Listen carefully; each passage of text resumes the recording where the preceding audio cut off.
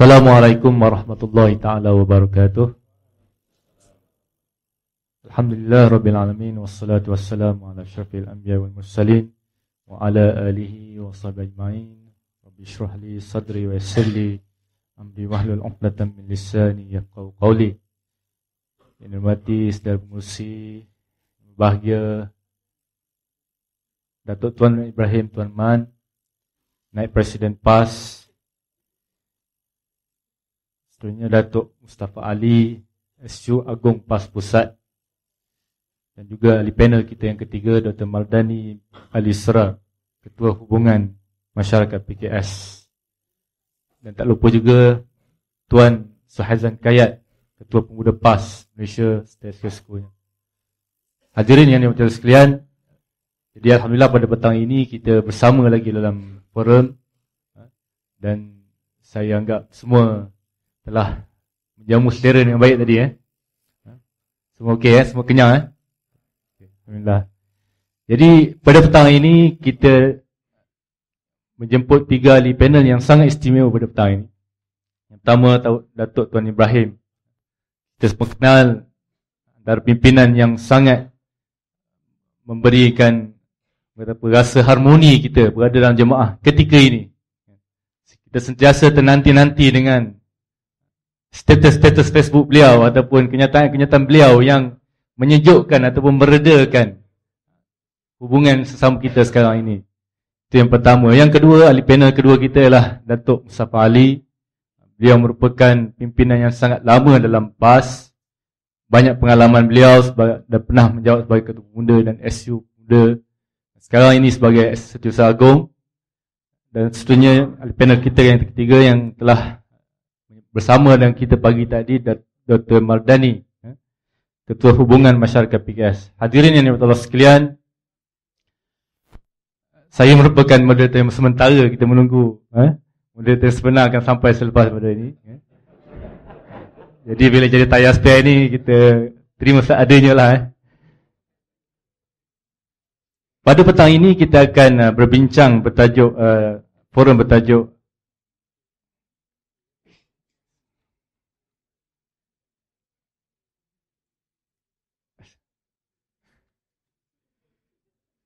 berbeza bukan bersengketa. Cari dalam tak jumpa lah. Berbeza bukan bersengketa. Minta maaf. Jadi tanpa melengahkan masa, sebab kita sekarang ini sedang menunggu Presiden yang akan tiba pada 4:30 tepat, dan selepas itu kita terpaksa menghadiri program yang seterusnya selepas ini. Jadi kita terpaksa ringkaskan pada petang ini. Saya ingin menjemput ahli panel kita yang pertama, Datuk Tuan Ibrahim, untuk memberikan pengenalan sikit bagaimana kita mengenal di antara berbeza dan bersengketa.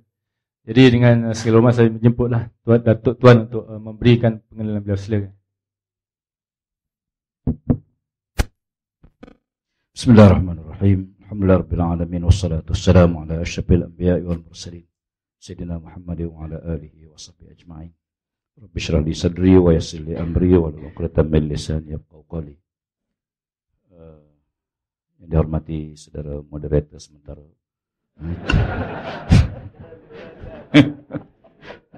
Saya pernah jadi moderator sementara dulu. Saya ada pengalaman yang sama dengan beliau. Potensi masa depan. Yang bahagia Datuk Mustafa Ali, Setiausaha Agong PAS, Dr. Mardani daripada Parti Keadilan PKS Indonesia yang dapat sama. Terima kasih Pak Sama, tuan-tuan sekalian. Dan tak lupa pada Ketua Dewan Pemuda PAS Pusat, Saudara Suhaizan, dan seluruh tangkuasa Dewan Pemuda PAS Pusat.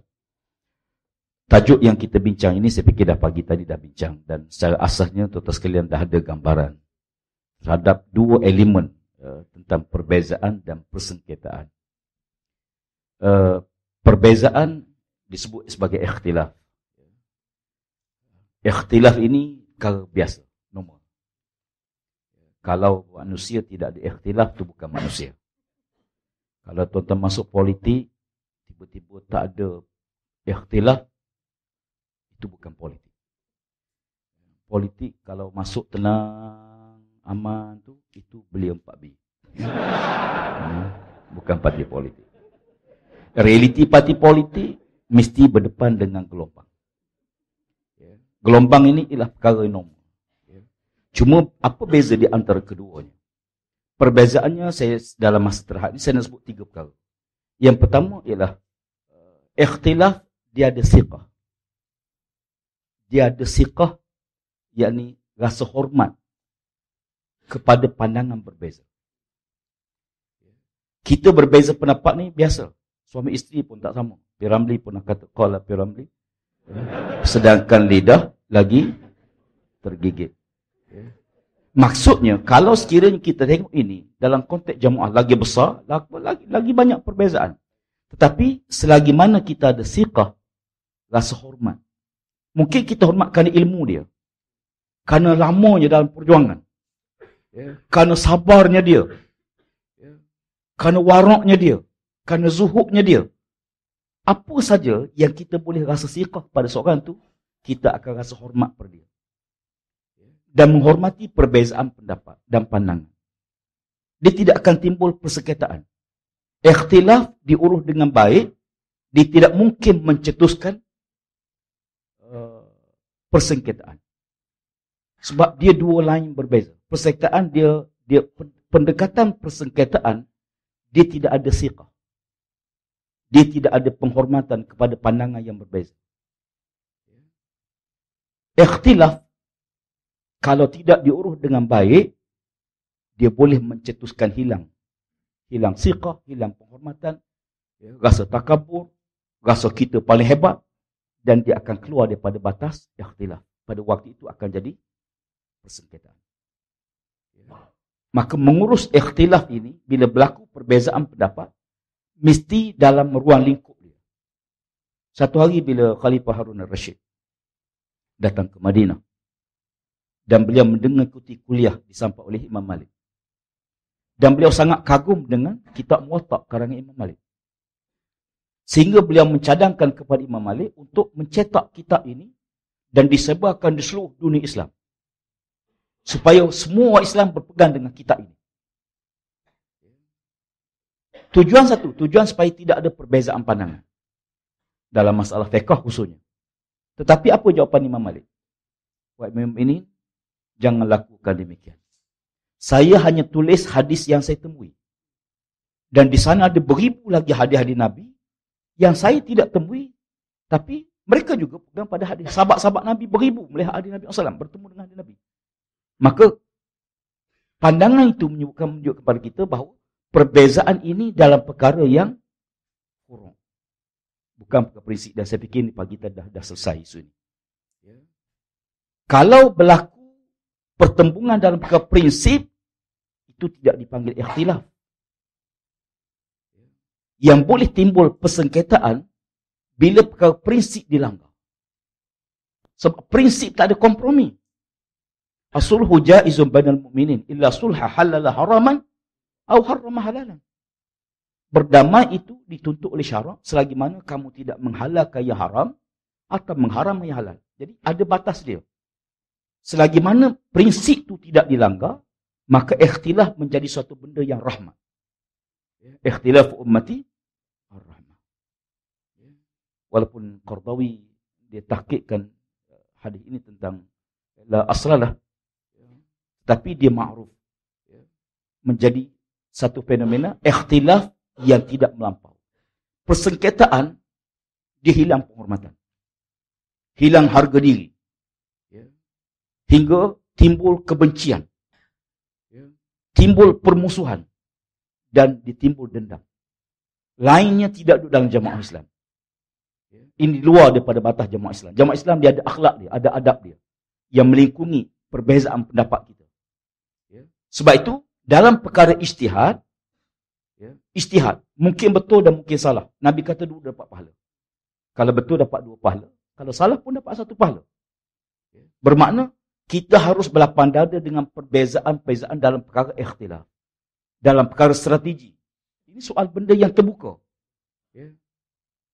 Bahkan, bila Nabi SAW sampai di Madinah, bagi dia melihat para sahabat memanjat pokok kurma, dan mengahwinkan debunga jantan dengan debunga betina, Maka Nabi SAW kata, buat apa ini? Tak payah buat. Allah Ta'ala akan takdirkan bahawa buah kurma ini akan berbuah. Sahabat-sahabat tak buat. Kesannya ialah kurma pada tahun tersebut tidak banyak. Dan mereka mari mengadu kepada Nabi SAW. Apa kata Nabi? Antum a'lamu bi umuri dunia. Kamu lebih tahu urusan dunia kamu. Maksudnya di sini bahawa dalam perkara yang bukan prinsip, tak apa. Tapi dalam perkara prinsip, maka kita tak boleh berbeza pendapat. Jadi, persengketaan akan berlaku bila pelanggaran kepada benda prinsip. Kalau persengketaan lahir daripada pelanggaran pada masalah ikhtilaf atau masalah furu', berlaku persengketaan, ini masalah kejahilan. Kejahilan terhadap ruang yang berbeza. Sebab nas Quran dan hadis Nabi SAW berbagai-bagai bentuk. Dan nas ini melainkan ayat-ayat yang muhkamah. Maka tak timbul ikhtilaf. Tak timbul perbezaan pendapat. Ayat mutasyabihah, dia terdah kepada perbezaan pendapat. Kadang-kadang kerana berubah makna, berubah tempat noktah, dia akan menyebabkan timbul perubahan makna. Kerana faktornya di mana noktah sebenar. Sebab Quran turun tak ada koma dan noktah. Jadi perubah di mana tempat berubah itu dia akan mengubah makna. Sebagai contoh ayat warasikhuna fil ilmi yaquluna amanna. Ayat dalam Allah sebut orang yang rasih dengan ilmu dia akan berkata akan beriman dengan Allah Subhanahu Wa Taala. Jadi ayat begini harus ditentu di mana. Sebab tu ulama-ulama sendiri pun, qurra sendiri pun berbeza pendapat di mana tempat berhenti. Kerana dia akan mengubah makna. Bukan bahasa Arab saja, bahasa Melayu pun sama. Saya sekali buat contoh macam, contoh gini lah. Ahmad makan roti, Bengali bawah rumah. Contoh. Siapa yang makan roti? Ahmad. Siapa yang di bawah rumah? Bengali. Confirm? Confirm. Ayat lain, Ahmad makan roti, Bengali bawah rumah. Sekarang siapa duduk bawah rumah? Bengali. Tadi Ahmad makan roti Bengali, bawah rumah. Yang duduk bawah rumah itu Ahmad. Kerana berubah tempat koma, dia akan berubah makna. Mula-mula Ahmad makan roti Bengali, koma. Bawah rumah. Di siapa bawah rumah? Ahmad. Apa dia buat? Makan roti Bengali. Contohlah. Ni orang sini tahulah roti Bengali itu roti zaman dulu. Tapi kalau kita ubah, Ahmad makan roti, koma, Bengali bawah rumah. Jadi yang duduk bawah rumah sekarang bukan Ahmad. Contohlah. Sebab tu bila orang bawa motor, dia bawa manjak kelapa, biasa bawa buruk. Ada orang tanya, kenapa bila orang bawa buruk atas motor, mesti buruk tu duduk depan? Kenapa tak duduk belakang? Ni selengan waktu petang. Jadi kalau tengok, dia kata, buruk Ahmad. Buruk Pak Mat. Pak Mat bawa motor buruk depan. Orang akan kata, buruk Pak Mat. Sebab nampak buruk dulu, baru nampak Pak Mat. Kalau buruk di belakang, Pak Mat buruk. Itu lain makna. Itu lain makna dia. Okey? Jadi saya nak simpulkan bahawa perbezaan pendapat selagi mana diurus dengan baik, sikap toleransi, hormat, siqah pada pimpinan dan redha dengan perkara yang furu' tidak akan bercetus persengketaan. Tetapi sebaliknya, persengketaan akan lahir bila hilang sifat tadi. Hilang wala, hilang siqah, hilang penghormatan, timbul takabur, riak, dan nak pendapat dia mesti diterima, maka dia akan menimbulkan benih-benih persengketaan. Benih ini kena urus awal. Berbeza pendapat tak apa, tapi bila sampai hilang siqah, hilang wala, dia akan mencetuskan persengketaan yang tidak mungkin boleh dapat diurus dengan cara baik. Sebagai mukaddimah untuk persaingan pertama. Assalamualaikum warahmatullahi wabarakatuh. Terima kasih kepada Datuk Tuan. Lupa untuk saya jelaskan tadi dari segi format perbincangan kita pada petang ini. Yang pertama, kita akan ada dua pusingan. Dan pusingan akhir kita akan memberi ruang kepada peserta-peserta untuk bertanyakan soalan kepada ahli panel kita pada petang ini. Jadi untuk seterusnya, soalan saya kepada Datuk Mustafa Ali berkaitan dengan pengalaman PAS dalam menangani perbezaan. Kalau sebelum ni kita berbangga, kan, PAS ini diangkuti oleh orang yang pelbagai latar belakang. Tapi akhir-akhir ini kita lihat semacam dia sebagai satu bebanan pula, kan. Kita lihat macam tu, kan. Sebab apa? Sebab ramai sangat orang berfikir dengan cara yang pelbagai dan kita semacam gagal untuk menangani. Jadi sebagai orang lama dalam PAS, sebagai orang lama yang bersama dengan PAS, berjuang dengan PAS, bagaimana Datuk melihat ataupun boleh berkongsi dengan kita pengalaman PAS dalam menangani perbezaan itu?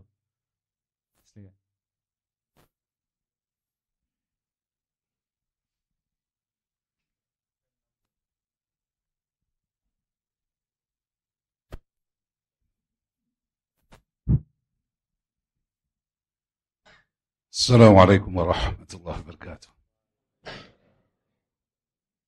Saudara moderator, saya tak sebut sementara sekali je. InsyaAllah. Dan seterusnya rakan-rakan dalam panel, tuan dan doktor, khususnya Ketua Pemuda dan seluruh para hadirin hadirat yang saya kasih sekalian. Alhamdulillah, saya bersyukurkan hari ini bersama dengan saudara-saudara sekalian. Dan saya terus pergi kepada apa yang sepatutnya saya sampaikan, iaitu soalan bagaimana pengalaman dalam isu yang berkait dengan perbezaan pendapat ataupun perselisihan ataupun ikhtilaf yang berlaku dalam PAS. Saya tak mungkin akan dapat cerita semua sekali, kerana saya sempat dengan Pak Presiden, bermula dengan Datuk Asri, Yusuf Rawa, Fadil Noor dan Ustadi Teguh Jadi. Pak Presiden sepanjang masa lebih kurang 40 tahun. Kalau saya nak cerita 40 tahun dalam masa 1 jam pun tak cukup, insya-Allah. Saya cuba insya-Allah untuk memberikan sedikit gambaran tentang bagaimana perbezaan ataupun ikhtilaf yang berlaku dalam politik PAS ini, dalam jemaah PAS ini, dapat kita tangani ataupun tidak dapat kita tangani. Seperti yang Datuk Tuan sebut tadi, kalau satu ikhtilaf itu perselisihan tak dapat ditangani, maka dia akan jadi sengketa. Kalau jadi itu, cara penyelesaiannya lain. Tapi saya bersetuju bahawa saya selalu menggunakan istilah konflik dalam politik ini, konflik. Dan dalam politik tidak ada zero konflik. Mesti wujud konflik. Bagaimana nak menangani konflik? Itu soal yang ada di hadapan kita sekarang. Dan pada setiap zaman yang saya lalui itu, sama ada dalam zaman Asri, zaman Pak Yusuf, zaman Ustaz Fadil, ada sikit sebanyak. Tapi tak sama saiznya, besar atau kecil. Dan saya lihat melalui proses pengalaman itu, kalau nak dikirakan konflik ataupun ikhtilaf yang sudah bertukar menjadi konflik sebenarnya, jadi sengketa, terutama sekali dalam zaman Datuk Asri. Lepas itu dia berkurangan. Sekarang ni nampak macam ada sikit. Dia degree tu naik. Kenapa? Kerana dia ada satu faktor yang menyebabkan satu perselisihan itu menjadi semacam besar. Ini kerana peranan media yang ada di tengah-tengah kita. Dulu, yang kita ada hanya media biasa, media print. Media cetak saja yang ada. Kalau ambil kesempatan pun TV itu, orang lain ambil kesempatan. Kita tak ada ruang.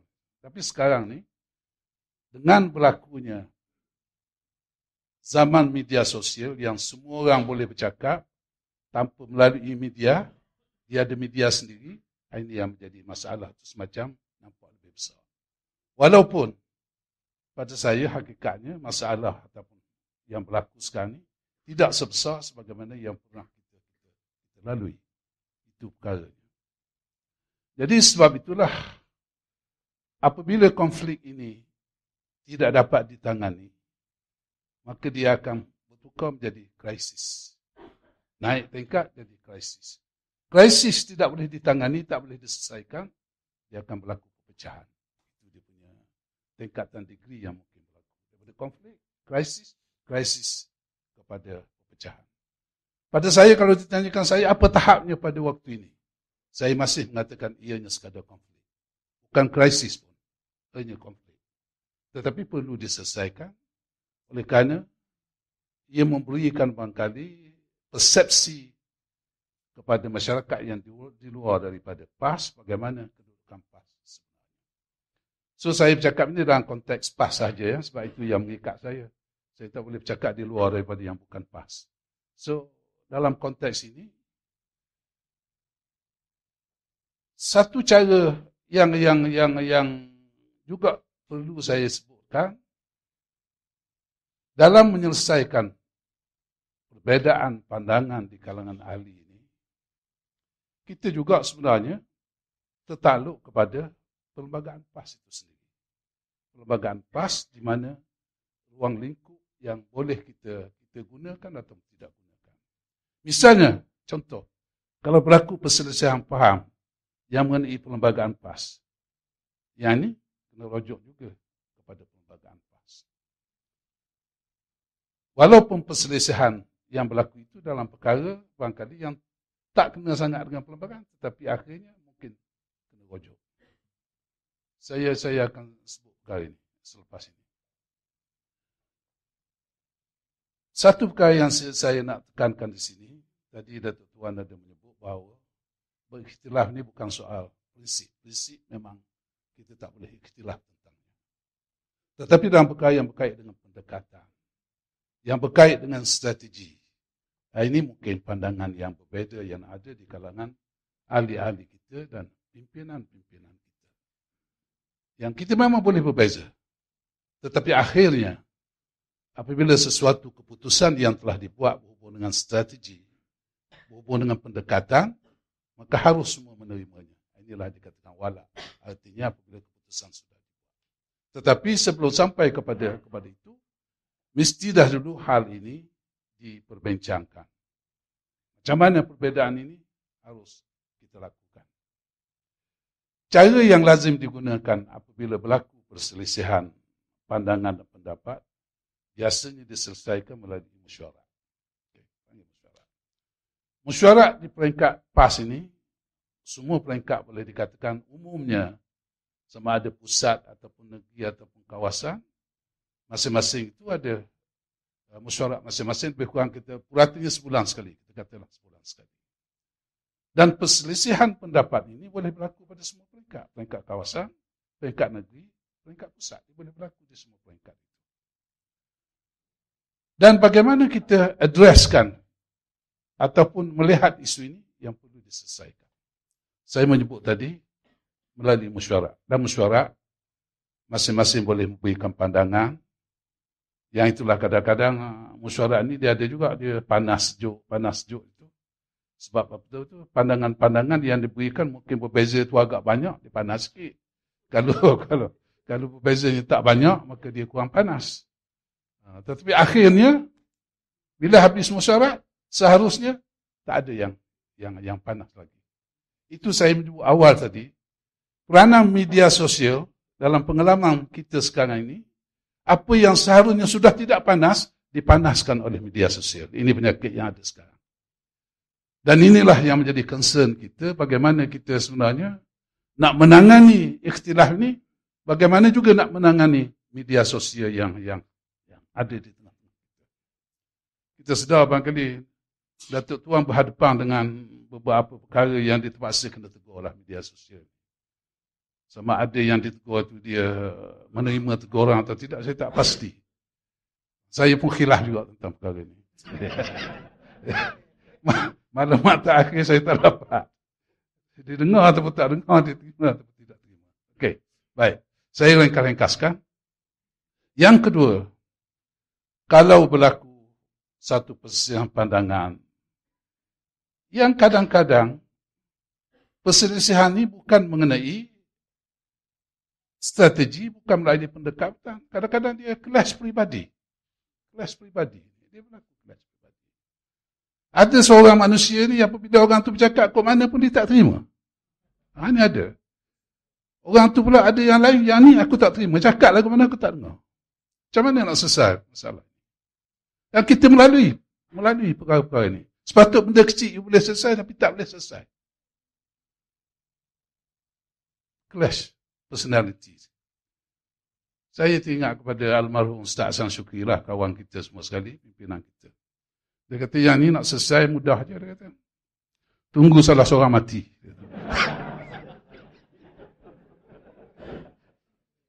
Lagi tak mati dua-dua tak selesai. Tunggu seorang mati yang selesai. Tak boleh. Memang cuba lah ke mana pun. Payah. Jadi tunggulah. Bila? Akhirnya dua-dua mati. Selesai masalah. Okey, yang kedua. Cara penyelesaian yang bukan melalui mesyuarat. Kita tahu tidak semua perkara boleh bawa mesyuarat. Tetapi ada grup tertentu dengan grup tertentu. Orang tertentu ini boleh diselesaikan melalui seorang, barangkali moderator lah, kita gunakan istilah orang tengah lah, orang tengah yang boleh berjumpa antara A dengan B ni. Tapi orang tengah yang nak jumpa pun mesti orang yang dihormati oleh dua-dua pihak. A hormat dia, B hormat dia. Baru boleh selesai. Kalau dua-dua pihak tak hormati dia, tak boleh. Apalagi kalau tak ada orang tengah. Kalau sekarang ni misalnya kata, ini nak selesai macam mana? Ni jebong, ni bukan jebong. Orang tengah dah tak ada semua. Jebong ataupun bukan jebong misalnya. Nak selesai macam mana? Melainkan, saya masih yakin ada orang tengah di tengah-tengah tu. Itu istilah orang guna lah. Setengah orang guna ini jebong. Saya terpaksa guna istilah-istilah yang digunakan sekarang. Contohnya, ini jebong, ini tak jebong. Saya masih boleh jadi orang tengah sebab sekali jebong, sekali tak. Okey. Saya balik ke belakang sikit, iaitu dalam waktu zaman-zaman asri. Yalah, saya rasa semua perkara dalam ikhtilaf yang disebutkan itu boleh diselesaikan. Apabila kita meletakkan Islam dan jemaah mengatasi kepentingan diri masing-masing. Kita letakkan Islam, jemaah mengatasi kepentingan diri ataupun kepentingan kumpulan, insya-Allah kita boleh selesai. Tetapi ia jadi tidak masalah, jadi masalah apabila adanya barangkali agenda. Yang dilihat barangkali agenda tertentu yang tidak mewakili jemaah seluruhnya. Ini yang menjadi masalah. Zaman Datuk Asri dulu, peristiwa besar yang berlaku yang menyebabkan berlakunya perpecahan dalam PAS ialah peristiwa Datuk Muhammad Nasir yang menjadi Menteri Besar Kelantan pada waktu itu. Dan yang menjadi persoalannya kerana saya kata berdasarkan kepada pengalaman itu, ini tidak pernah diketahui secara yang terbuka di kalangan pimpinan pun bahawa Menteri Besar ini ada masalah yang besar yang perlu barangkali digugurkan daripada jawatan dia. Tak diketahui. Sehingga akhirnya diberitahu bahawa kita perlu gantikan Datuk Nasir ini dengan seorang yang lain. Itu baru timbul. Apa sebab? Dan oleh kerana itu agenda, saya rasakan agenda tertentu yang bukan mewakili jemaah seluruhnya. Oleh kerana apabila diusahakan supaya berhenti cara mengundur cara baik, kawan tu tak nak berhenti, akhirnya cara supaya undi tidak percaya boleh dikenakan terhadap Menteri Besar ini, ia dipecat daripada PAS. Sebab tak boleh PAS memecat ahli dia sendiri daripada jawatan menteri besar. Macamlah kes kita kata Selangor ada imbasan sikit. Artinya Khalid kalau nak diturunkan tu, mesti dia bukan ahli parti yang dia mewakili, yang barulah boleh ambil tindakan. Parti tak boleh mengambil tindakan terhadap orangnya sendiri. Dan demikianlah. PAS tak boleh mengambil tindakan terhadap Datuk Nasir, melainkan dia dipecat. Maka buat mesyuarat, pecat, mengambil keputusan untuk pecat, mengundi jadi seri. Yang setuju dengan tak setuju sama banyak. Jadi tak jatuh. Itu pun ada teknikalnya lah. Teknikalnya sepatutnya pengundian itu yang menyokong berbanding yang menentang pemecatan itu, lebih banyak yang menentang pemecatan. Satu lebih, pengusi menggunakan casting vote dia, maka jadi seri. Seri pun dia dapati apabila dibilang selepas itu, jadi apa benda ni? Ada seorang yang tertinggal. Dengan casting vote itu, jadi seri. Jadi, tak jadi. Saya ditugaskan masa itu untuk jumpa Datuk Nasir, minta maaf pasal silap pecat. Tapi akan pecat jugalah. Tapi silap waktu ini pecat ni, silap pecat. So, saya cerita ni realiti yang berlaku. Saya pun jumpa dia. Saya dan Dr. Haji Abbas pada waktu itu minta Datuk, kalau Datuk merasakan Datuk tidak bersalah, Datuk kena hadir mesyuarat, pertahankan kes Datuk. Apa yang disebut ini kes Datuk, supaya ahli yang lain boleh dengar. Akhirnya dia berjanji dengan saya, okey, kita akan datang, next meeting datang. InsyaAllah dia kata, saya tunggu dia next meeting, tak datang. Panggil dia tak jawab. Bila mengundi, saya pun sokong pecat dia. Sebab dia dah cakap tak betul dengan saya. Masa itu saya dan terpecat.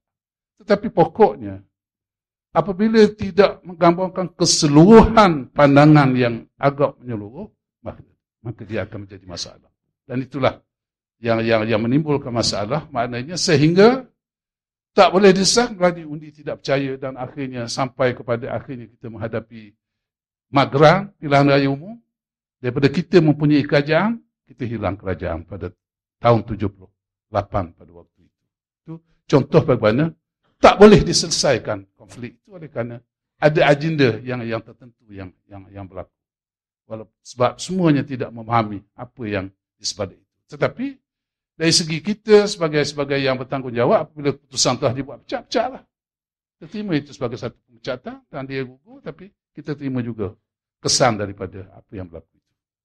Berapa minit lah? Habislah. Okay. Ini baru satu presiden ni. Okey. Baik, saudara-saudara sekalian, saya rasa itulah sebagai gambaran sikit. Bagaimana ikhtilaf dia akan menjadi sengketa dan akhirnya konflik akan krisis dan krisis akhirnya menimbulkan perpecahan. Terima kasih untuk round ini. Terima kasih kepada Datuk Mustafa Ali atas perkongsian tadi. Yang seterusnya ni, kita ingin mendengar perkongsian pengalaman daripada sahabat daripada PKS. Kalau kita di Malaysia ni, kita dengar di Indonesia ni banyak sangat parti Islamnya. Hatta bila kita turun jumpa dengan pemuda-pemuda belia dia, kadang-kadang bila kita bersembang tu dia kata parti ni bukan parti Islam, dia nasionalis, sebagai kita je parti Islam katanya kan. Ada dakwaan-dakwaan macam tu. Jadi persoalan yang mungkin kita nak tanya ni, adakah di Indonesia ini berlaku sebagaimana disebut oleh Datuk tadi, konflik, krisis dan perpecahan itu, ataupun banyaknya parti politik yang berbasiskan Islam ini memberikan satu kesan yang baik kepada umat Islam di Indonesia, atau bagaimana? Jadi kita minta untuk Doktor untuk berkongsi pengalaman itu. Silakan. Bismillahirrahmanirrahim. Yang pertama, kami di Indonesia itu selalu menganggap PAS adalah rujukan. Karena PKS baru berdiri tahun 1998. Ya. Kalau PAS dah jauh-jauh. Jadi kalau nak ditanya pengalaman, mungkin saya yang tadi selalu mendengar. Tetapi sebelum saya berbincang tentang hubungan antar parti Islam, izinkan saya mengangkat sedikit tentang mekanisme yang ada di PKS terkait dengan masalah perbezaan ini. Di PKS, kami punya 2 unit organisasi yang menangani perkara ini. Yang pertama kami menyebutnya Badan Penegak Disiplin Organisasi, BPDO. Yang kedua, Dewan Syariah. Kalau BPDO ini terkait dengan seseorang yang dia melanggar aturan organisasi. So, hukumannya, katakan dia dah tadinya keanggotaannya sudah ahli. So, dia boleh turun menjadi dewasa atau jadi madya. Kalau terbukti bersalah. Dia ada mahkamahnya BPDO. Kalau Dewan Syariah, hukumannya lain lagi. Dia boleh, kalau hukuman ringan disuruh istighfar, kalau hukuman sedang, kalau hukuman berat dipecat. Yang memecat Dewan Syariah. Karena itu pelanggaran kepada syariah. Yang kedua, BPDO ini dia boleh memiliki pusat aduan dan dia blind report. Blind report itu satu ikhwah kader merasa bahwa ada di antara qiyadahnya punya catatan. So dia boleh hantar report, no name, no phone number, masukkan blind report. Dan ini ditindaklanjuti karena tiap tahun semua report itu diaudit. Kami menyadari bahwa transparansi itu ajaran yang sangat Islami. Dosa itu, kata Nabi, sesuatu yang kalian tidak ingin orang lain ketahui. Jadi makin banyak gray area, ruang gelap, maka makin besar dosa. Karena aktivis harokah pun, ustadz pun, qiyadah pun, tetap punya setan. Nah karena itu di kami, blind report ini berlaku. Boleh report. Tetapi tentu kami tangani dengan adil. Karena mahkamahnya itu selalu 3 orang. 3 orang sehingga boleh dapat. Berikutnya, kami juga menyadari selalu ada dalam jamaah ini kelompok siasiyun dan kelompok tarbawiyun. Kelompok tarbawiyun ini dia naknya dunia ini macam di surga. Tak ada konflik, tak payah kita kejar ini, kejar itu. Sementara kelompok siasiyun, tak, kita kena kuasa ini, kita kejar ini. So yang satu jaga asolah, yang satu nak ekspansi selalu. Sehingga dalam kenyataan selalu ada beza. Nah, tapi seperti tadi dibilang, karena itu untuk tahap awal kami memiliki doktrin al-hizb wal jamaah yal hizb. Bahwa jamaah itu parti itu jamaah. Jadi tarbiyahlah yang mengikat semuanya. Karena masalah besar selalu dimulai dengan masalah kecil. Masalah di struktur organisasi dapat dideteksi masalahnya di usroh. Ketika di usroh tidak kemas, di halak kok tidak rapi, dia macam batu bata yang ketika dibuat, batu bata yang tak betul.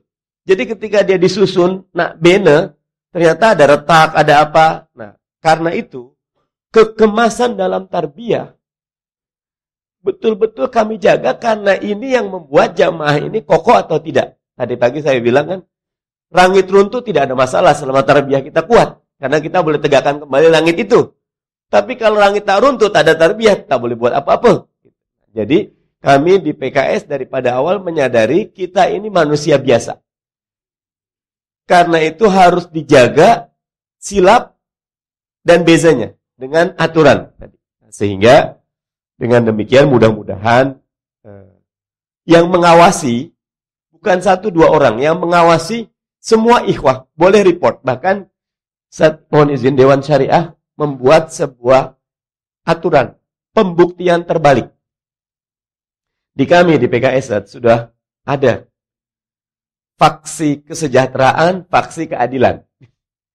Yang kesejahteraan ini naik keretanya dah bukan kereta Proton lagi dah gitu. Kereta yang mahal sedikit gitu. So Dewan Syariah membuat aturan boleh pembuktian terbalik. Kita boleh tanya daripada mana? Gitu.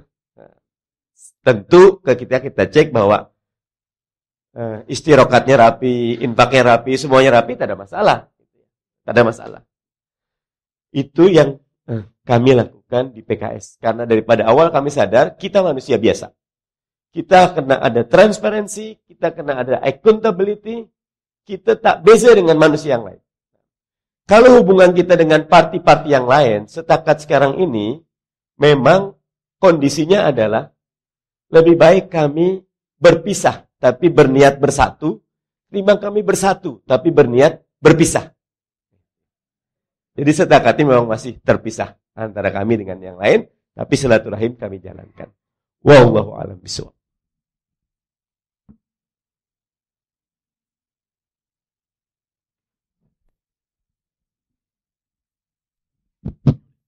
Terima kasih Dr.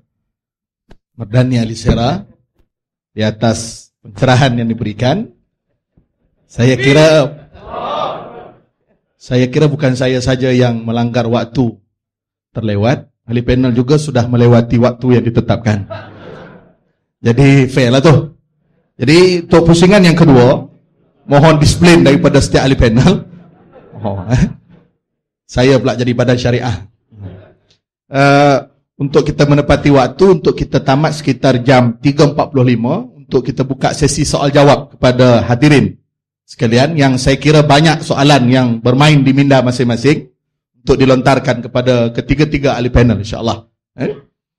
Dan untuk pusingan yang kedua, saya mulakan dulu dengan ahli panel yang pertama, Al-Fadhil Tuan Guru Datuk Tuan Ibrahim Tuan Man, untuk meneruskan lagi perbincangan kenaan dengan tajuk forum kita berbeza bukan bersengketa, untuk menguraikan sedikit lagi bagaimana pula persoalan perbezaan dan persengketaan ini mungkin boleh diraikan perbezaan tersebut dan persengketaan itu boleh dikurangkan.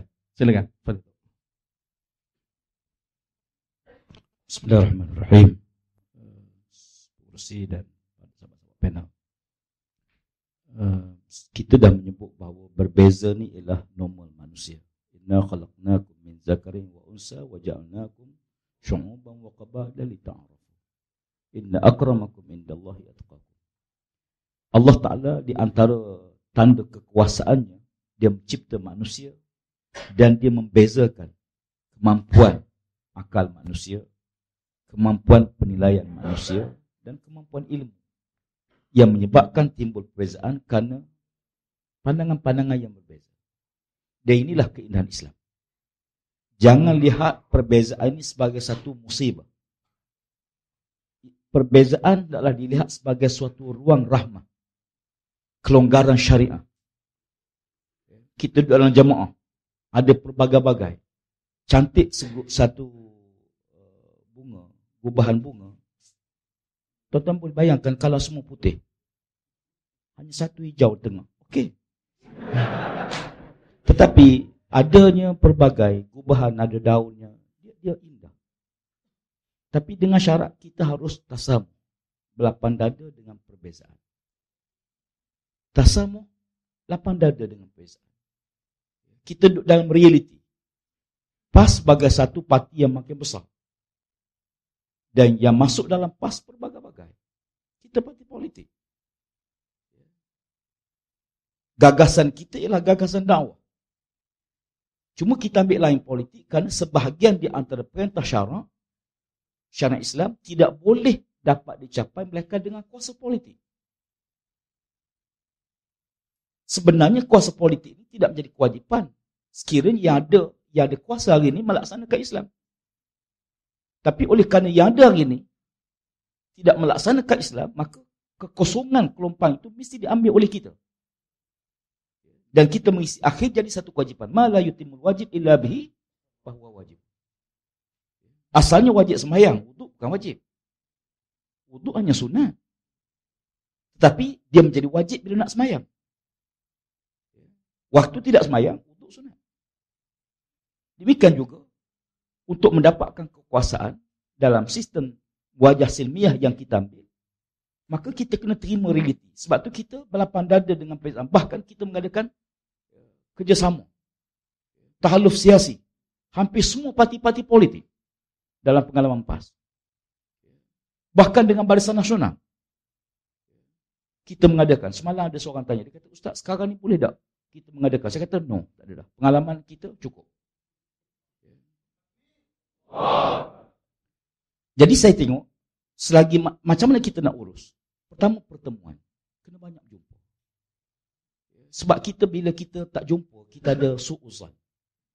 Kita ada buruk sangka. Buruk sangka ini walaupun tidak semua tak elok, inna ba'da zanni ismun. Sebahagian buruk sangka itu dosa. Allah tak kata semua buruk sangka dosa. Jadi sebahagian itu dosa. Jadi sebahagian yang kita bimbang, kita ada dua perkara. Pertama, memang kita diminta untuk jangan buat fitnah. Okey, makruf, semua orang tahu. Tapi di waktu yang sama, jangan kita buat sesuatu yang mengundang fitnah. Kalau kita tak bagi orang fitnah kita, jangan kita buat benda yang boleh mengundang fitnah. Umpama tuan-tuan, contoh yang mudah faham. Kita jumpa kawan kita Acung. Dia kerja kat kaunter nombor ekor. Kalau kita masuk dalam, kita mengundang fitnah. Walaupun kita tak beli. Bukan masuk niat berjudi. Tak beli pun. Tulis belakang, tidak membeli. Ya. Kita masuk di itu, kita mengundang fitnah. Macam mana untuk elak fitnah? Panggil dia keluar. Jangan kita marah kalau orang fitnah pada kita. Kalau kita buat sesuatu yang boleh mengundang fitnah. Maka dua-dua kena jaga. Kemudian kena banyak, selain pada pertemuan, yang disebut oleh Cik Upah tadi, mesyuarat, perbincangan. Kadang-kadang semua orang sebut, saya sayang jamaah. Saya buat macam ni kerana sayang jamaah. Seorang ayah sayang pada anak.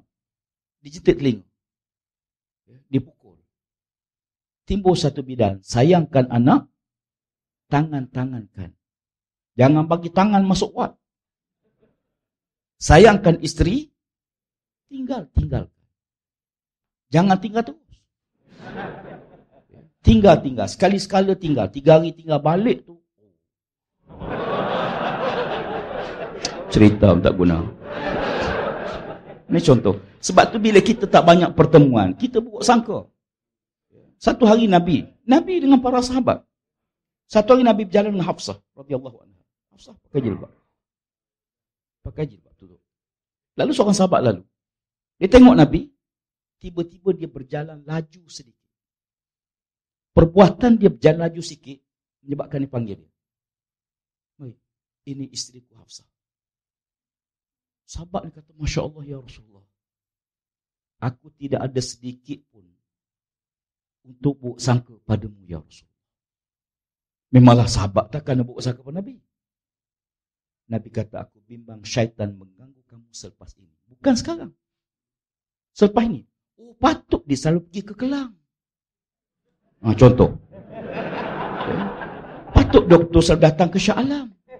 Tu dia adalah tu. Dia recall balik semua yang lama-lama dulu. Dia ni kerja syaitan. Sebab tu, sebab tu Nabi kata, aku tak bimbang kamu buat sangka sekarang. Tidak. Tapi bimbang kalau selepas ini. Ini. Sebab tu kadang-kadang saya sejauh disebut bahawa cabaran media baru kita kena urus. Dan mengurus cabaran media baru bukan mudah. Semua orang nak tulis. Semua ada Facebook. Kita beritahu, tolong ingat, yang kita tulis ini biar jadi pahala. Tahkikkan betul sumber. Jangan kutip tepi jalan. Jangan ambil daripada sumber-sumber yang tidak ada otoriti parti. Isu parti, jangan baca tajuk berita musuh. Sebahagian kita kadang-kadang kerana baca tajuk. Tajuk dia memang bukan kita yang buat, dia yang buat. Jadi, jangan baca tajuk lalu buat kesimpulan. Baca berita. Jangan baca ulasan berita. Sebab ulasan berita, dia telah ubah. Kandungan asal tidak begitu. Mesti rujuk kepada sumber parti. Sumber utama parti. Ada seorang pakcik, pengalaman saya. Dia marah, dia kata, pasal apa pimpinan PAS selalu suka sangat cakap musuh Malaysia? Kamu musuh Malaysia ni, akhbar musuh. Berapi-api dia marah. Kata pakcik tahu mana? Ni usaha Malaysia sebut. Saya kata kalau begitu, pakcik yang salah. Pimpinan tak buat kenyataan dengan media musuh. Tetapi kenapa kita boleh percaya pada sumber musuh?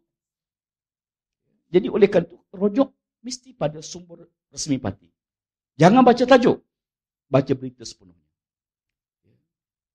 Dan akhirnya dalam gelombang cabaran besar ini, di antara benda yang saya fikir boleh kita bincang bagaimana untuk mengatasi halang-halangan yang ada ini ialah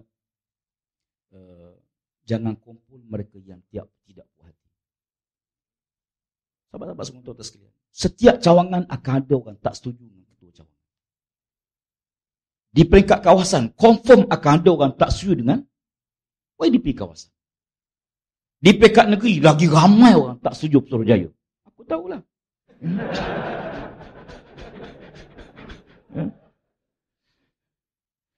Jadi, setiap kawasan akan ada orang tak setuju. Tak apa.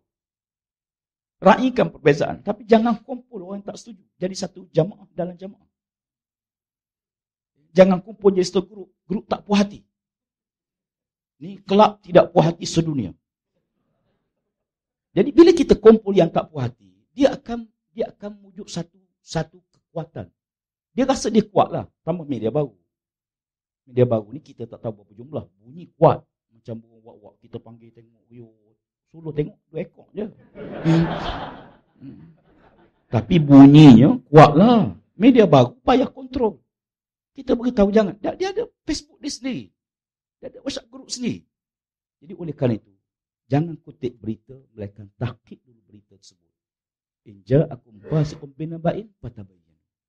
Tabayyun di sini 2. Satu taibun berita. Yang kedua tabayyun pembawa berita. Siapa pemberita? Siapa yang beritahu? Siapa yang tulis? Kita bukan kenal dia. Wallahu alam, mungkin dia musuh. Mungkin dia menyamar.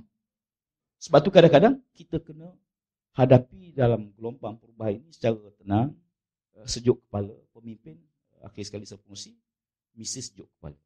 Jangan panah kepala. Kepala mesti sejuk. Kalau pemimpin panah kepala pada anak buah, siap. Ada yang kata, Ustaz, pasal apa tak bertindak ni? Buang je Ustaz. Buang semua. Buang. Pecat dia. Kita mesti tunjuk kekuatan parti kita. Mesti pecat. Saya kata, nasib baik kamu tak jadi presiden. Kalau tidak, tinggal 10 orang yang lepas. Takkan nak pecat semua. Masya Allah. Takkan kerana dia berbeza pendapat dengan kita, tu kita ambil tindakan. Politik bukan hanya tengok dia. Tapi tengok apa di belakang dia. Bukan tengok sekarang. Tapi tengok pada Tapi saya yakin, sebagaimana disebut Cikgu Puan, bahawa kekuatan spiritual, ikhlaslah dalam perjuangan. Ikhlaslah dalam perjuangan. Kalimah mudah ucap, payah nak amal. Bila kita ikhlas, sahabat kita berbeza pendapat dengan kita pergi jumpa dia. Tanya dia, apa yang terasa tak setuju? Sebab kita sahabat. Dunia akhirat. Kita seronok jumpa dunia dalam satu jamaah. Seronok bersama dalam alam barzah. Dan seronok Allah himpunkan kita dalam satu syurga di akhirat. Dan inilah jamaah Islam yang kita dukung bersama. Jangan kerana beza kita bermusuh. Jangan. Dia bukan musuh kita. Dia sahabat kita. Dia sama-sama berjuang. Cuma mungkin pandangan berbeza dengan kita. Biasa. Salman mencadangkan Nabi perang di luar kota, perang dalam kota Madinah. Nabi cadang perang di luar kota Madinah. Dalam perang Ahzab. Salman beritahu kami bangsa Parsi, ya Rasulullah, biasa kami kalau jumlah kita sikit, musuh ramai kita gali parit. Sahabat tertarik dengan cadangan Salman. Apa maknanya? Makna tolak cadangan Nabi. Itu maknanya. Boleh tak tolak cadangan Nabi? Jawapannya boleh sebab mesyuarat. Nabi minta mesyuarat untuk buat keputusan. Akhir sahabat terima cadangan Salman. Gali parit. Walaupun Arab ni bukan biasa gali parit. Yang biasa gali parit ni orang Jawa. Ni Pak Doktor ni memang dia ni pakar ni gali parit. Tapi sahabat boleh terima cadangan Salman. Maknanya dalam mesyuarat kita beza pendapat itu bukan tanda perpecahan. Jangan salah faham. Beza pendapat dalam mesyuarat, kita tak setuju dengan YDP kawasan, tak setuju dengan Putrajaya. Dalam mesyuarat tak apa. Tapi ingat, bila jadi keputusan, sami'na wa ata'na. Yang kedua, bila jadi arahan. Suka tak suka kalau jadi arahan, sami'na wa ata'na. InsyaAllah jemaah kita akan dipelihara oleh Allah. Wallahu a'lam. Assalamualaikum warahmatullahi wabarakatuh. Selesai 90% masalah. Kalau kita semua boleh berlapang dada dengan apa yang disebut oleh Ustaz Datuk Tuan Ibrahim tadi, saya kira inilah antara asas yang, saya kira ini benda asas yang perlu kita pegang sebagai ahli gerakan Islam. Kita sentiasa berlapang dada dengan perbezaan-perbezaan yang berlaku, bukan membesarkan perbezaan. Saya tarik apa disebut oleh Fadil Datuk Tuan Ibrahim tadi. Bila bermusyawarah, kita berhak untuk berbeza pandangan, tetapi apabila sesuatu itu telah jadi keputusan, dan keputusan itu jadi arahan, maka itulah yang dipegang. Yang masalahnya hari ini adalah isi perbincangan keputusan itu yang dijadikan keputusan. Sepatutnya isi perbincangan bukanlah keputusan, tapi keputusan itulah keputusan. Wallahu a'lam. Kalau saya bagi panjang lagi Kang, saya pula jadi panel kan. Jadi kita minta Fadil Datuk Mustafa untuk berkongsi dengan kita bagaimana perbezaan yang wujud di dalam PAS ini sebenarnya banyak memberikan manfaat kepada ummah ini. Dan kalau kita tengok perbezaan-perbezaan yang berlaku ini sehingga sejarah yang begitu panjang membuktikan perjuangan PAS dalam arena politik sehingga ke hari ini boleh bertahan, sudah tentu dalam pengalaman yang panjang itu punya perbezaan yang begitu banyak, tetapi bagaimana perbezaan itu akhirnya memberi manfaat kepada ummah khususnya di Malaysia dalam arena siasat politik. Silakan. Terima kasih Saudara Musi. Kait dengan perbezaan yang berlaku dan apakah ini memberikan manfaat kepada PAS itu sendiri dan kepada ummah. Dalam sejarah PAS yang panjang, memang PAS menerima manusia daripada pelbagai latar belakang untuk menyertai PAS. Sebab PAS ialah jemaah dan parti yang terbuka. Lain dengan kalau kita nak bandingkan dengan jemaah Islami Pakistan. Dia nak boleh jadi ahli itu payah. Melalui proses-proses baru dia jadi ahli. Ahli itu maknanya pada adatnya tak melakukan kesilapan-kesilapan hak biasa-biasa ni. Sebab sudah dalam yang kita punya parti, kita terbuka. Ikut syarat perlembagaan, balik lebih kurang umur 15 tahun. Dan maknanya tak ada apa-apa yang boleh meragukan pada waktu itu, boleh jadi ahli PAS. Lepas itu, tarbiyah berlaku dalam proses mereka ini menjadi ahli PAS. Dan kepelbagaian inilah yang berlaku dalam PAS sepanjang masa. Pada tahun, kata awal lagi tahun 60-an, 70-an. Orang yang di luar daripada PAS melalui proses organisasi lain, tetapi akhirnya menjadi PAS berlaku. Orang tabligh, dia punya jemaah dia, tapi ada yang masuk PAS. Hatta orang Alkom satu ketika, dia bersama Alkom masuk PAS. Kemudian dalam tahun 80-an dan seterusnya, saya sebut cara terus terang. Ada yang dinamakan IRC, ABIM, daripada 70-an lagi lah, dan seterusnya macam-macam lagi nama. Suara dan macam-macam. Dan kita terima mereka ini masuk PAS. Walaupun ada pandangan yang mengatakan pelbagai latar belakang ini menimbulkan masalah. Tapi bagi saya, kepelbagaian latar belakang ini mengkayakan PAS. Memberikan manfaat kepada PAS. Dan memberikan manfaat kepada umum masyarakat itu sendiri. Kalau kita lihat pimpinan PAS pusat, kalau kita tengok daripada tahun 50-an, 60-an, 70-an dan seterusnya sampai sekarang, dia berlaku. Kalau nak kata transformasi itu, di mana pimpinan itu terdiri daripada pelbagai latar belakang. Kalau satu ketika peringkat awal dulu memang sebahagian besar daripada kalangan yang pendidikan agama, tapi selepas itu, mula pada 70-an lagi, selain daripada mereka yang berlatar belakang agama, ada engineer, ada doktor, ada arkitek, ada macam-macam. Dan kepelbagaian ini, sebagaimana yang saya katakan itu, memberikan kebaikan kepada jemaah, kerana kita berlawan.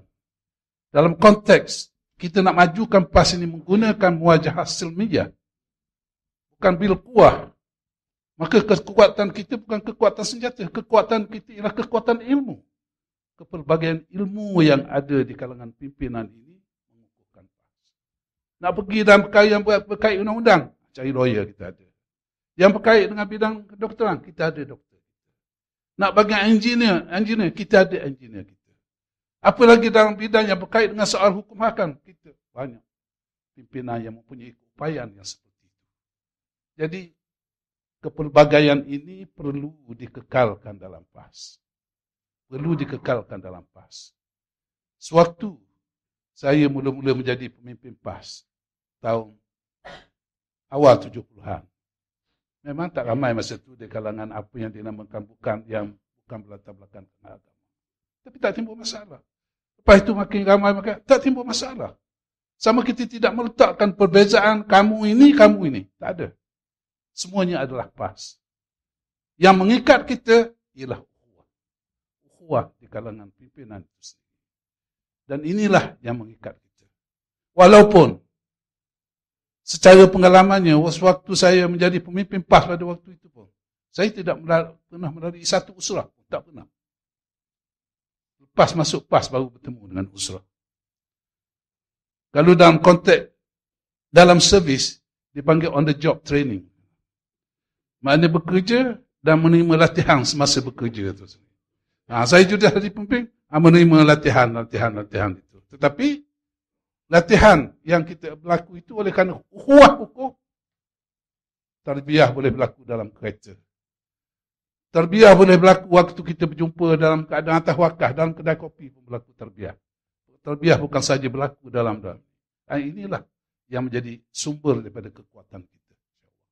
Jadi, secara kesimpulannya, bahawa seluruh perbezaan kepelbagaian latar belakang ini menunjukkan bahawa kita mempunyai daya kreativiti. Apabila adanya pendapat yang berbeza, kita ada daya kreativiti kita.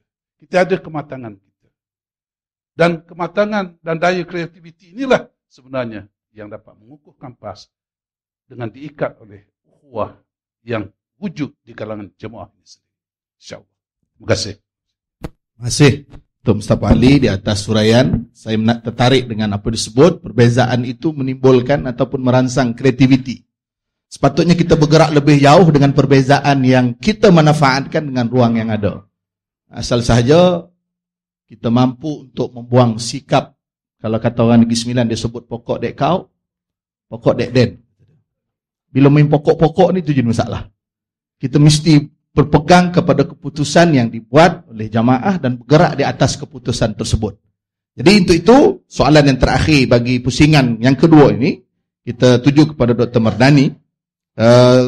Mungkin Dr. Mardani boleh berkongsi sedikit dengan kita bagaimana kita nak menangani perbezaan-perbezaan ini sehingga dia tidak menjadi suatu pergaduhan atau persengketaan khususnya dalam gerakan Islam. Silakan.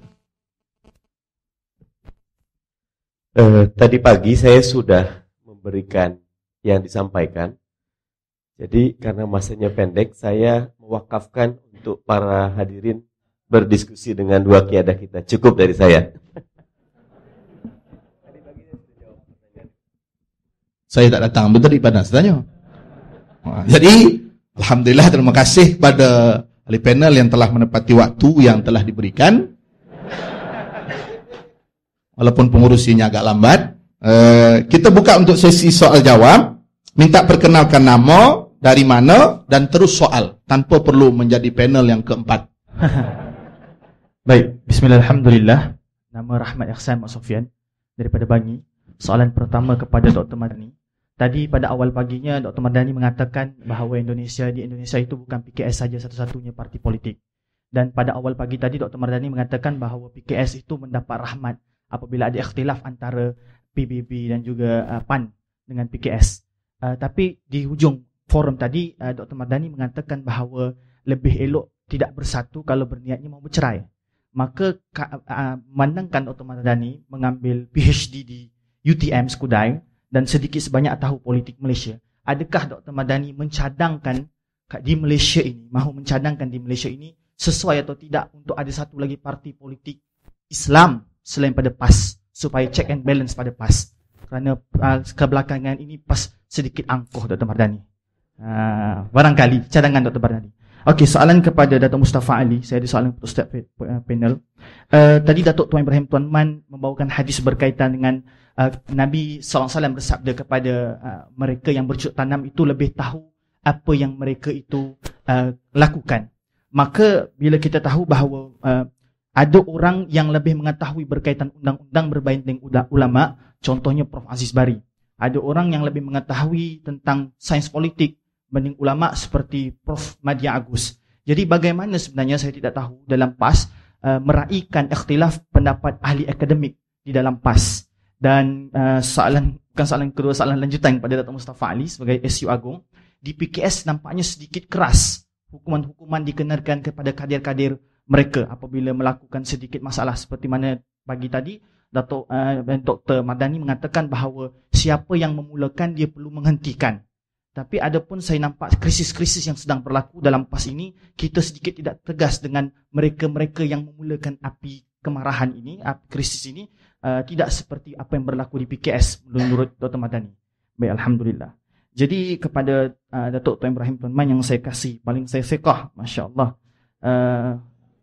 Saya ada satu soalan dan satu harapan. Saya mulakan dengan harapan Datuk Tuan Ibrahim Man. Apabila pagi tadi Dr. Jamil daripada Ikhwan Al-Muslimin mencadangkan bahawa perlu ada pendamai, dan saya tidak nampak karakter lain yang baik untuk menjadi pendamai melainkan Datuk Tuan Ibrahim Tuan Man. Bahkan Tok Hussein Ceroy pun dia menyayangi Datuk Tuan Ibrahim Tuan Man. Saya pun tak tahu Masya Allah. Jadi kalau pendapat saya, kalaulah Datuk Tuan Ibrahim Man kalau malam ni keluarkan satu statement Facebook, Tok Hussein Ceroy tutup Facebook, saya rasa dia akan siqah dan tutup Facebook. Wallahualam. Harapan saya moga-moga Datuk Tuan Ibrahim Man menjadi pendamai seperti mana yang sekarang. Soalan saya Datuk Tuan Ibrahim Tuan Man. Soalan saya itu tadi harapan. Kata mereka krisis yang berlaku sekarang bukanlah pertemuan antara ulama dengan profesional, bukanlah GU dan juga UG sekali macam begitu, tapi adalah pertemuan antara ideologi ataupun cara fikir. Maka tolong Datuk Tuan Ibrahim Man terangkan pada saya, cara fikir ataupun ideologi ini adakah masuk bab furu' ataupun bab usul? Jadi kalau usul kita tidak boleh berkompromi. Jadi kalau kita kata bab furu', maka sejauh mana perbezaan itu, furu' itu? Wallahu a'lam. Terima kasih. Terima kasih atas soalan dan harapan. Okey, ada lagi? Kita buka lagi. Ada dua mikrofon. Lepas ni kita beri peluang muslimat pula. Assalamualaikum warahmatullahi wabarakatuh. Muhammad Fadlullah bin Ismail dari Rumah Pantai. Soalan ni pulang kepada Ustaz Datuk Tuan Ibrahim ataupun kepada Datuk Haji Mustafa Ali untuk jawab. Tadi Ustaz Tuan ada sebut kita di bawah berlapang dada dengan perbezaan dan sebagainya. Saya melihat dalam krisis ataupun konflik yang berlaku pada hari ini, ahli di bawah ini sudah berlaku sedikit perpecahan kelompok-kelompok yang ada pada hari ini. Faktor besarnya adalah kerana pimpinan yang berada di atas sendiri. Itu yang saya lihat. Sebagai contoh, jadi kita minta ahli bawah supaya berlapang dada dengan perbezaan dan sebagainya. Lahirnya pengikut-pengikut ataupun ahli-ahli di bawah yang bersikap melampau dan sebagainya kerana pandangan-pandangan yang dikeluarkan oleh sesama pimpinan sendiri yang berbeza. Dan apa mekanisme daripada PAS pusat, ada disiplinnya dan sebagainya. Setiap kali pimpinan ni keluarkan kenyataan di media, mereka akan gunakan jawatan masing-masing. Saya naik ketua pemuda kawasan ni, saya ketua pemuda kawasan ni, keluar kenyataan menggunakan jawatan masing-masing. Dan semua tu dianggap oleh ahli bawah sebagai kenyataan-kenyataan rasmi pimpinan. Kita minta supaya ahli di bawah ni supaya dengar kenyataan rasmi daripada harakah. Ada di kalangan pimpinan pun menghina dan mempelekehkan media rasmi sendiri. Jadi apa mekanisme daripada PAS pusat untuk selesaikan pimpinan sendiri yang gunakan jawatan masing-masing untuk keluarkan kenyataan-kenyataan yang berbeza dan menyerang pimpinan-pimpinan yang lain. Dan daripada sinilah melahirkan pengikut-pengikut yang melampau. Wallahualam. Terima kasih. Ya, terima kasih. Muslimat? Tak ada? Kalau tak ada, kita terus minta panel untuk jawab. Kalau ada soalan, saya bagi lagi ruang. Ada masa lagi? Boleh. Tak ada masalah. Biar soalan banyak, jawapan pendek. Sebab jawapan itu tindakan.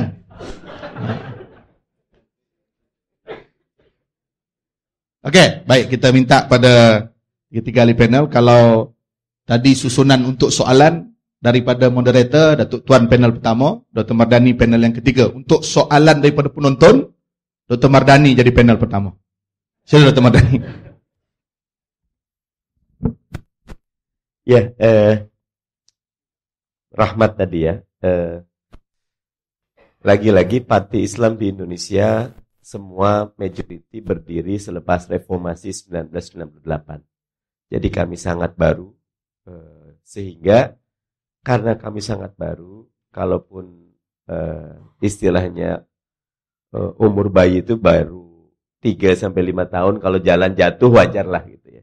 Jadi kami semua sepakat bahwa jalan kami boleh berbeza, tapi tujuan kena sama. Tadi saya di pagi hari mengangkat PBB dengan P3 setuju dengan Piagam Jakarta, PKS dengan PAN, Piagam Madinah. Sebenarnya dua-duanya nak Islam ditegakkan, tapi caranya yang berbeza. Lepas itu kami silaturahim, lepas itu kami berbincang, ternyata memang belum boleh bersatu. Nah, karena belum boleh bersatu, tadi saya bilang, lebih baik kita masih berpisah, tapi ingin bersatu. Ketimbang kita bersatu, tapi ingin berpisah. Tapi bukan kita mengharapkan perpecahan dan perpisahan, bukan. Nah, karena itu kalau konteks kembali konteks di Malaysia, lagi-lagi antum a'lamu bi umuri Malaysia tikum, gitu ya.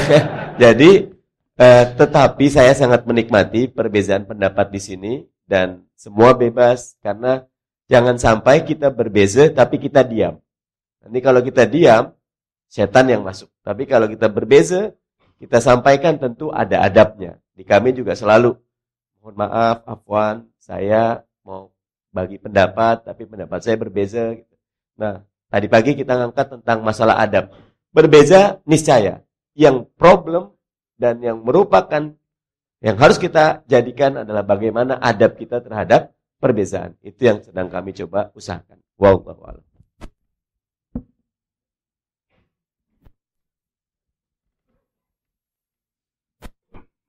Terima kasih. Satu soalan tadi saya tak ingat berapa soalan yang perlu. Saya ingat satu kok. Yang lain tu Datuk Tuan boleh selesai semua.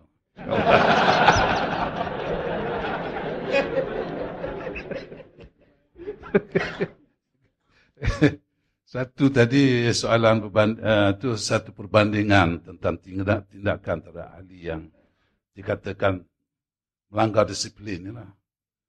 Dan dilihat PKS ni keras dia punya tindakannya. Yang PAS ni tak nampak kerasnya. Tapi disebut tindakan disiplin itu. Jadi kita tengok sampai atau tidak level disiplin itu. Ada pun kenyataan sikit sebanyak yang dibuat oleh seorang. PAS ada 1 juta orang. Kalau sekali seorang je buat tu 1000 kali ada benda-benda yang berbeza dalam kita. Tapi kita kena lihatlah. Mungkin kesilapan yang dilakukan itu, mungkin ada benda yang kita tak kenal, tapi belum sampai kepada peringkat yang memerlukan tindakan yang keras. Kalau sikit kesilapan, saya dah jawab dalam muktamar dulu. Pemimpin, termasuk pemimpin. Pemimpin silap sikit, kita sembelih dia. Silap, sembelih. Silap, sembelih. Akhirnya tinggal go. Reban. Kita sembelih semua, tak ada orang yang tinggal lagi. Kita sayang kepada semua orang, dan kita yakin sebenarnya, saya yakin semua, personally saya yakin, yang dikatakan buat silap, bawah ke tengah ke atas, masih boleh diterbiahkan, dibaiki, diberitahu bahawa ini tak buat betul, ini tak buat tepat, kena begini. Saya masih yakin. Sebab dalam pengalaman saya tengok ni, tak sampai kepada satu peringkat yang betul-betul memberikan kesan yang begitu teruk kepada penerima PAS itu sendiri. Walaupun kata tadi ada yang soalan menyebut, kadang jadi masalahnya yang bawah ni bercelaru. Oleh kerana pemimpin sendiri bila bercakap, tak setuju dengan orang ni, tak setuju, dah masuk dalam soal kepoin. Sebenarnya, tugas saya sebagai setiausaha agung ni kadang-kadang macam linesman sebenarnya. Linesman. Ada kenyataan-kenyataan yang ada tak kenalah sepatutnya dibuat. Ini oleh pimpinan. Saya catat. Saya ingat ini kenyataan-kenyataan yang dibuat. Ada setengah pimpinan itu memang saya tegur direct. saya tegur direct. Tegur tanpa surat khabar, tanpa media, tapi direct. Telefon. Ini hantar buat kenyataan ini tak berapa tepat ni. Ini begini. Bukan sekali dua. Saya tegur sebenarnya kalau pimpinan. Tetapi kalau perkara itu sudah menjadi satu persepsi oleh kerana kenyataan dibuat oleh akhbar, saya akan akhbarkan teguran itu. Supaya orang tahu bahawa dia sudah ditegur sebenarnya. Dan bukan orang lain pun selain pada saya ditegur, tapi saya banyak sikit pada yang lain lah sebab saya linesman. Jadi keyboard peniaga lebih kuat pada orang lain. Itu kadang-kadang orang tak suka linesman tu. Oleh kerana itu, saya rasa masih pada tahap yang kita boleh perbaiki jemaah kita ni. Tak teruk lagi insya-Allah. Itu. Ada soalan lain tak payah kau. Habis dah tu. Okey. Datuk dah passing tu. Yang menjadi orang tengah ni lagi teruk daripada menjadi orang tepi. Linesman, okey, dia hanya duduk tepi. Lain tengah ni teruk. Ivan nak kena pukul.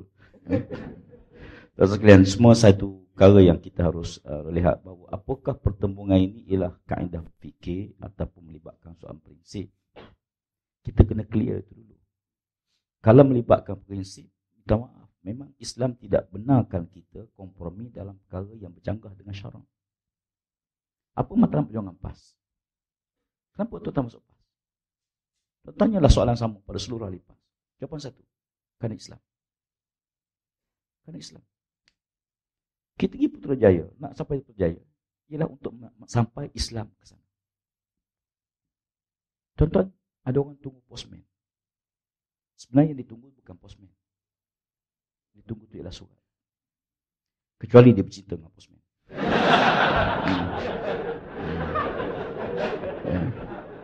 Surat boleh sampai walaupun postman lain.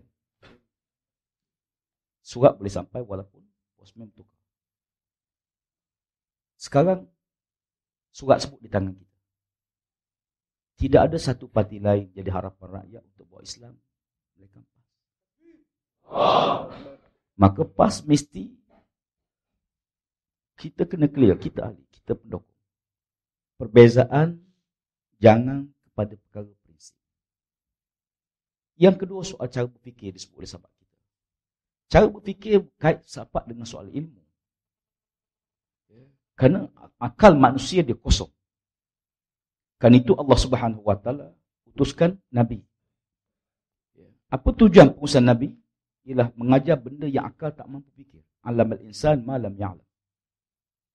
Maka kan itulah Allah Ta'ala bekalkan semua Nabi-Nabi ini dengan mukjizat Al-Quran. Nabi Muhammad SAW. Supaya akal tadi mendapat panduan daripada wahyu. Kerana panduan wahyu ialah panduan yang pasti benar. Al-haqqu min rabbik fala takunanna mumtari. Jadi akal mesti dipandu. Cara berfikir dia akan berbeza menurut ilmu dan apa yang kita dapat. Contoh, kita bawa 3 orang atau 4 orang ke dalam hutan. Seorang sastrawan, seorang pelukis, seorang lagi pencipta alam, seorang lagi tokoh balap. Kita lepaskan dia dalam tengah hutan setengah jam. Kemudian kita panggil. Apa komen sastrawan? Dia siapkan satu puisi. Memuji cantiknya. Jangan ada siapa yang rosakkan alam ini. Batu melompat air, air melahan batu, macam-macam. Kita bawa pelukis. Dia siapkan lukisan. Itu pandangan dia. Tapi kita bawa tokoh balak. Dia kata ini 5 juta.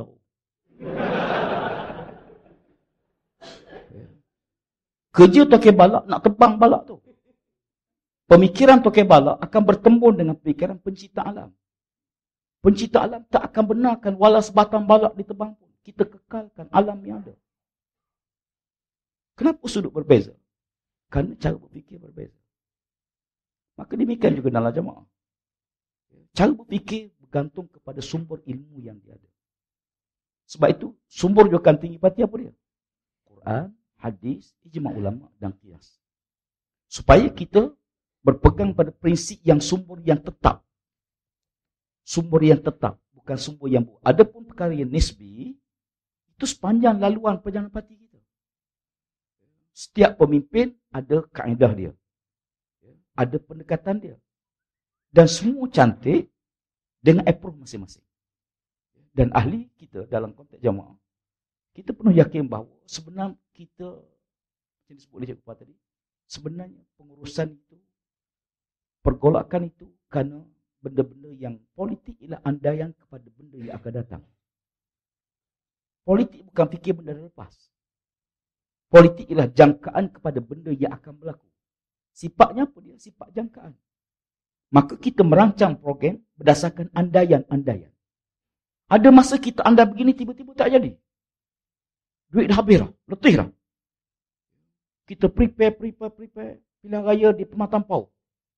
Tiba-tiba Rompin mari. Rompin mari dulu daripada Pematang Pau. Jadi, gerak kerja sentiasa akan berubah. Dan saya yakin bahawa patah Melayu tersebut, biduk lalu, kiambang akan bertahu. Bila kita tak ada masalah, tusuk lawan. Sebab tak ada masalah. Bila kita ada benda yang besar, yang mengatasi masalah kita, maka yang lain tu jadi kecil. Agak-agak tuan-tuan, pemancing ikan di sungai, dia fikir tak politik ni? Tak fikir. Jadi oleh kerana itu, pandangan berbeza. Mungkin kerana kita belum ada pilihan raya. Bila ada pilihan raya, benda besar, dia akan melihat yang kecil tu nampak kecil. Sebab tu, almarhum Tok Gani Aziz seringkali sebut. Dia kata, perumpamaan kita main bola. Kita main bola, memang kemuncuk lekat di baju di stokin. Tapi tak ada seorang pemain pun terganggu dengan kemuncuk tersebut. Kenapa? Kerana matlamat dia besar untuk sumbat gol. Tapi kalau dia, pemain, tiba-tiba diganggu dengan benda kecil, duk sibuk cabut kemuncuk. Yeah. Bayangkan kalau penjaga gol cabut kemuncuk. Yeah. Orang main bola kena bentis, sakit. Tapi tak sakit. Pasal apa? Sebab benda besar depan dia. Bila parlimen luluskan satu naik allowance ahli parlimen, kan okey semua. Semua pihak setuju. Tak balah pun. Ya. Maknanya kalau ada benda besar, kita akan lupa yang kecil. Mungkin kerana kita besarkan yang kecil, lalu kita lupa tanggungjawab besar kita. InsyaAllah mudah-mudahan kita fikir besar. Memikir besar. Memikir benda yang besar supaya kita jangan diganggu dengan benda remeh-temeh. Kita bawa kereta, adalah seekor nyamuk lalat. Duk terbang dalam kereta kita. Tangkap tak kena. Tangkap tak kena. Tangkap tak kena. Kalau nak lawan lalat, berhenti, parking kereta, lawan. Persoalannya padan ke nak lawan seekor lalat. Kita buka tingkap, dia tak keluar. Tutup tingkap, ada balik. Kita jangan diganggu. Saya tengok sahabat-sahabat kita, anak-anak kecil di negara Afrika yang teruk miskin. Lalat penuh di mulut dia, di mata dia. Dihalau tak? Kenapa? Kelaparan mengatasi lalat tersebut. Jadi kita sama. Kalau kita besar yang kecil, memang terganggu fikiran. Nak tidur pun tak boleh. Kalau baca semua Facebook, gila kita. Betul. Tapi kita perlu layan benda yang kita fikir perlu. Politik ada benda yang habis dengan masa. Masa menyelesaikan masalah. Ada yang besar, jangan pandang kecil. Benda besar, jangan pandang kecil. Tapi benda kecil, jangan buat-buat besar. Macam mana cara? Wallahualam. Caranya ialah mengurus media. Kita kena jadi pembaca yang bertanggungjawab, penulis yang bertanggungjawab, dan penyebar maklumat yang bertanggungjawab.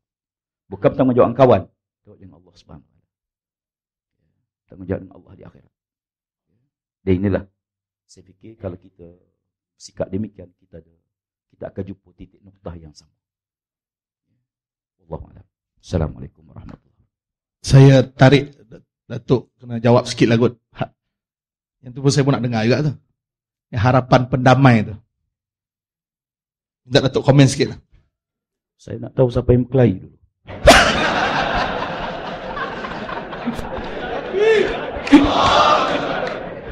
Kalau kita tak tahu siapa yang berkelahi, kita pun payah nak tamat. Akhir kita pun pening kepala, rumah tanya bila nak balik.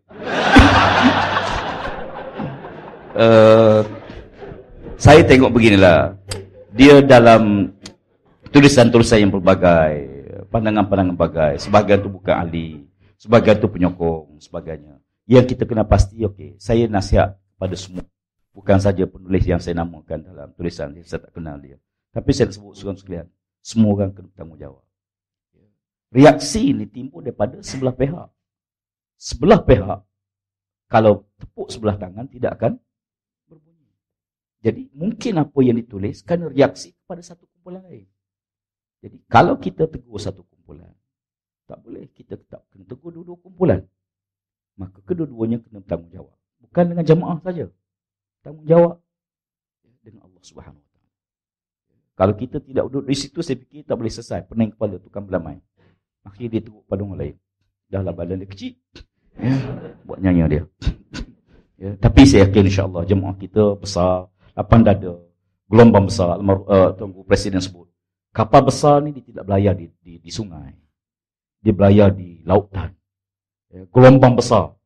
Maka kena ready lah. Apa yang kena ready? Bila gelombang besar, memang yang tak tahan akan mabuk. Mabuk. Baru naik, mabuk terus. Ya. Baru masuk pas, mabuk terus.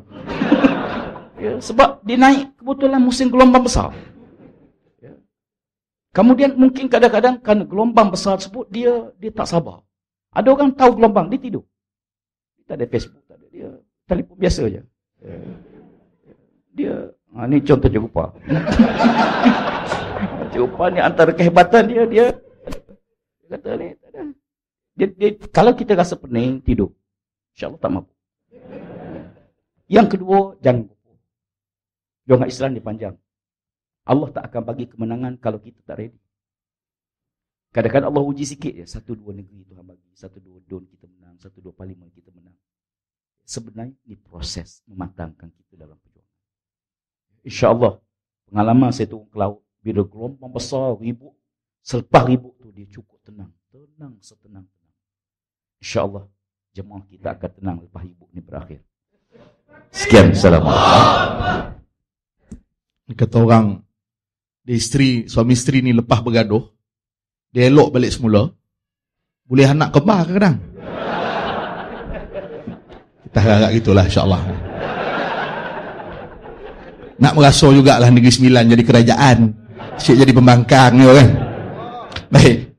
Jadi untuk akhirnya kita terus kepada kesimpulan. Saya beri masa kepada setiap panel lebih kurang 5 ataupun 5 minit lebih kurang, sebab jam 4.30 kita menanti kedatangan Tuan Guru Presiden, Tuan Guru Haji Abdul Hadi Awang. Jadi saya minta setiap ahli panel 5 minit seorang. Dr. Mardani boleh mula dulu. Sila. Ya, yang pertama seperti pagi kami di PKS menyadari tarbiyah bukan segala-galanya, tapi tanpa tarbiyah segala-galanya tidak akan jadi. Perbezaan ini menjadi indah ketika kita memiliki akhlak tarbiyah yang baik. Perbezaan ini menjadi inovasi dan lain-lain kalau tarbiyahnya kokoh, karena tarbiyah menanamkan keikhlasan, menanamkan kelapangan dada tadi yang Ustadz Dr. Ibrahim sudah sampaikan. Yang kedua, sibukkan diri, itu ya. Kalau kami, mohon izin Ustadz, ingin belajar dari PAS, kita tengah mengangkat bendera Robtul Am. Kita terokai semua masyarakat. Sehingga yang di dalam kandang tuh kami buka, keluar semua, temui masyarakat. Jadi, kita tak dalam kandang. Karena tadi, kalau dalam kamar terus, dalam kandang, dia pengap gitu. Tapi ketika kita keluar, banyak benda yang boleh kita buat. Sehingga yang kecil menjadi lebih kecil, yang besar pun dapat kelihatan yang besar. Jadi, pergi ke masyarakat. Jangan berhenti apatah lagi. Tadi pagi, yang ketiga, kita ditunggu oleh umat. Jadi Ustadz mengangkat Afrika. Saya lagi-lagi mengatakan, Afghanistan sudah hancur, Irak sudah hancur, Syria, sekarang Yaman, dan semua akan hancur kalau kita tak segera memperkokoh diri. Karena itu perkara yang kecil segera selesai. Bukan dihindari, diselesaikan. Selepas itu kita perkara-perkara besar selanjutnya. Wallahu a'lam. Silakan. Terima kasih Saudara Musi dan saudara-saudari saya kasih sekalian. Ringkas. Kita bercakap tentang ikhtilaf tadi dan penyelesaiannya sudah pun disebut macam mana. Saya nak sebut begini. Setiap daripada kita harus menjadi pengucap yang baik dan pendengar yang baik. Be a good speaker and a good listener. Jangan kita jadi speaker yang baik tapi not a good listener. Mendengar kita tak tahan orang bercakap. Kita seorang nak bercakap tak boleh. Kita mesti jadi dua-dua. Bercakap yang baik dan pendengar yang baik. Baru kita barangkali menghormati apa-apa yang kawan-kawan kita nak sebut. Kita dengar waktu dia sebut. Kita pun sama-sama dengar dan insya-Allah benda itu dapat. Yang kedua, kita harus memiliki kesabaran yang tinggi sebenarnya. Dalam politik, kena ada satu kesabaran yang cukup tinggi.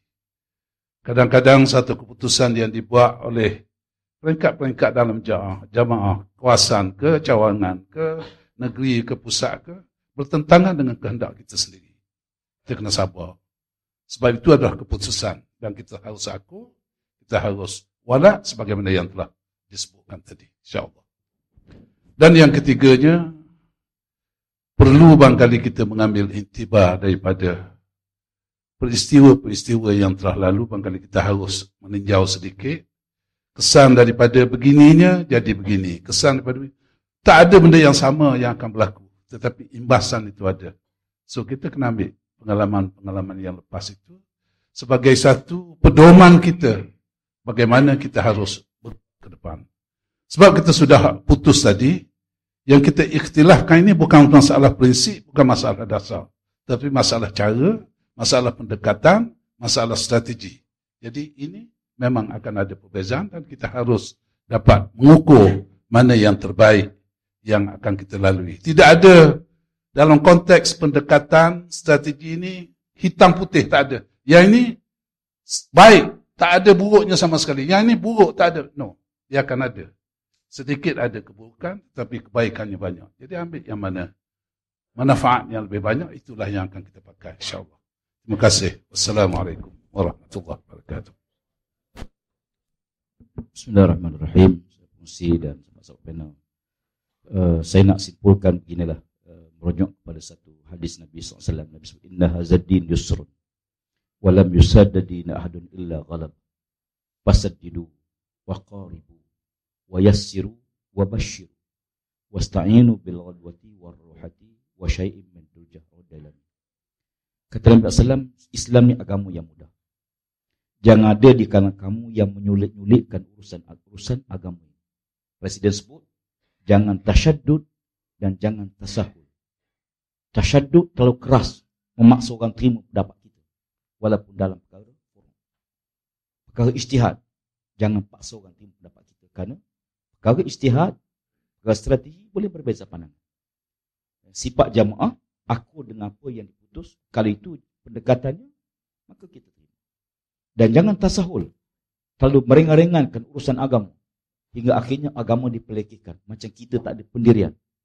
Kita parti besar, bukan parti menumpang. Kita ada wibawa kita. Kita ada izzah kita. Maka izzah kita mesti berada atas prinsip tersebut. Kemudian, Nabi suruh cari jalan.